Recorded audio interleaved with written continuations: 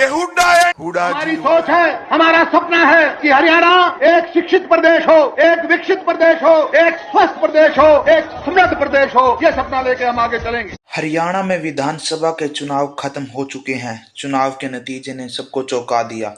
Bharatiya Janata party को 48 सीटें मिली, जबकि कांग्रेस पार्टी जो लगातार हरियाणा के अंदर सरकार बनाने का दावा करती नजर आ रही थी, उसको 37 सीटों पर ही संतोष करना पड़ा। बाकी निर्दलीय और 2 सीटें इंडियन नेशनल लोकदल के खाते में गई। भारतीय जनता पार्टी के द्वारा यह प्रचार किया जा रहा है कि इस बार भारतीय जनता पार्टी की हैट्रिक लगी है, परंतु यह भारतीय जनता पार्टी की हैट्रिक नहीं है। 2019 के विधानसभा चुनाव के अंदर भारतीय जनता पार्टी को कोई स्पष्ट बहुमत नहीं मिला था। भारतीय जनता पार्टी दुष्यंत चौटाला के समर्थन से सरकार बनाने में सफल हुई। सरकार बनाने के अनुरूप आप भारतीय जनता पार्टी की हैट्रिक मान सकते, परंतु बहुमत के हिसाब से भारतीय जनता पार्टी हैट्रिक लगाने में सफल नहीं हो पाई। 2019 के विधानसभा चुनाव में भारतीय जनता पार्टी बहुमत से बहुत दूर थी। दूसरी तरफ भूपेंद्र सिंह हुड्डा के ऊपर कांग्रेस की हार का ठीकरा फूटता हुआ नजर आ रहा है, क्योंकि भूपेंद्र सिंह हुड्डा के गुट को लेकर जो कांग्रेस के अंदर अंदरूनी कलह थी, एक तरफ रणदीप सिंह सुरजेवाला, कुमारी सैलजा, वहीं दूसरी तरफ भूपेंद्र सिंह हुड्डा का गुट। खुद कांग्रेस के कई नेताओं ने चुनाव परिणाम के बाद कहा कि हुड्डा की वजह से कांग्रेस को हरियाणा के अंदर हार का सामना करना पड़ा।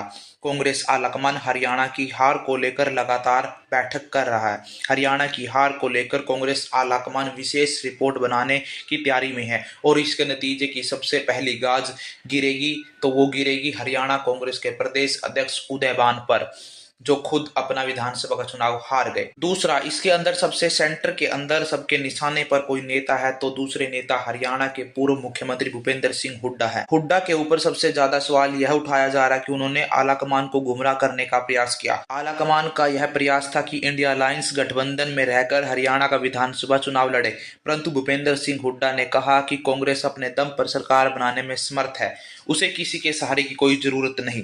एक तरफ अगर भूपेंद्र सिंह हुड्डा के ऊपर कुछ कार्रवाई होती है तो निश्चित रूप से हरियाणा की राजनीति एक और नए इतिहास की ओर आपको बढ़ती हुई नजर आएगी। हरियाणा के अंदर जो जाट नॉन जाट पॉलिटिक्स को लेकर कहीं ना कहीं भारतीय जनता पार्टी और कांग्रेस में सीधा टकराव विधानसभा के चुनाव में आपको देखने को मिला, उसके नतीजे उसी के अनुरूप मिले।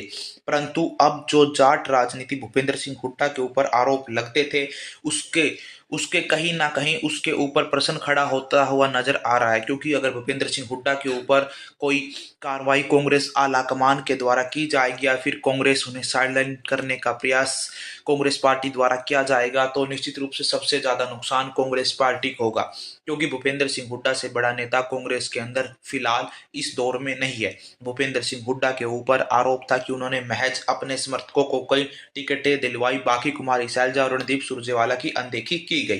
परंतु अगर आप देखेंगे कि रणदीप सिंह सुरजेवाला अपने बेटे के चुनाव प्रचार से बाहर कहीं नहीं जा पाए, कुमारी सैलजा आपको प्रचार में कभी भी 1-2 दिन छोड़कर दिखाई नहीं दी, तो भूपेंद्र सिंह हुड्डा, उनके लड़के दीपेंद्र सिंह हुड्डा लगातार लोकसभा चुनाव से प्रचार कांग्रेस पार्टी का करते हुए नजर आ रहे थे। तो निश्चित रूप से जो पार्टी के लिए प्रचार करेगा तो वह अपना दावा पेश करता हुआ अपना जो दम है वो पार्टी के अंदर दिखाता हुआ नजर आएगा। ये हार भूपेंद्र सिंह हुड्डा के ऊपर अब कहीं ना कहीं तीरों की तरह चुभती हुई नजर आ रही है। अगर भूपेंद्र सिंह हुड्डा को कांग्रेस पार्टी की तरफ से साइडलाइन दोबारा करने का प्रयास किया गया, कांग्रेस पार्टी को इससे बढ़कर नुकसान कुछ नहीं होगा, क्योंकि भूपेंद्र सिंह हुड्डा गुलाबी पगड़ी पहनने वाले नेता हैं।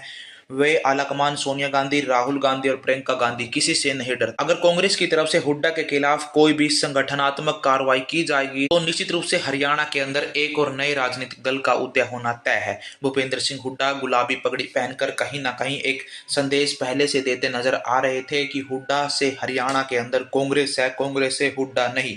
ये नतीजा स्पष्ट बता रहा है कि 37 विधायकों में से 30 से ज्यादा विधायक एक व्यक्ति के समर्थन में है। तो निश्चित रूप से अगर भूपेंद्र सिंह हुड्डा को साइडलाइन किया गया तो हरियाणा के अंदर 20-25 साल कांग्रेस को विपक्ष में बैठने में लगेंगे। सरकार बनाने का तो कोई सवाल कांग्रेस पार्टी के समर्थन में उठता हुआ नजर नहीं आ रहा।